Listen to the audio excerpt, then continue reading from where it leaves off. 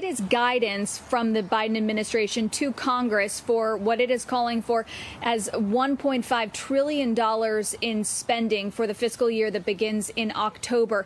All in all, it represents a 16% increase to non-defense discretionary spending to $769 billion and a more modest 1.7% increase to defense spending to $753 billion. Administration officials said that they were trying to right the ship in several policy areas. We see the biggest boost going toward high poverty schools, $20 billion increase there, a $14 billion increase to climate change policy efforts, more than $1 billion in an increase to enforcement of tax audits, and a $1.6 billion increase in funding for the CDC. Now, just a few moments ago, President Biden in the Oval Office, where he was getting a briefing from his economic team, also pointed to an increase to $4 billion funding that he is requesting to fight the opioid crisis. In that briefing, which the Pool just saw just a few moments ago, he also took some time to offer condolences to the Queen of England for the passing of Prince Philip, and also made some comments on infrastructure, where he said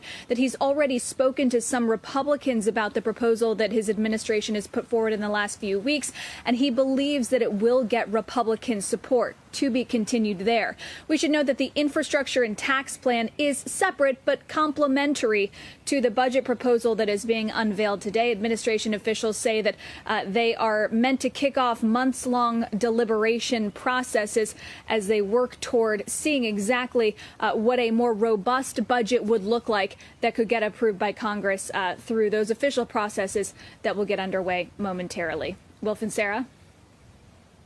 Well, Kayla, I was going to ask the follow-up on that point. As you said, this isn't necessarily the full proposal. There's other parts to it that you just outlined. Nonetheless, what is the timeline from here for what was announced today and indeed the more significant other parts to come?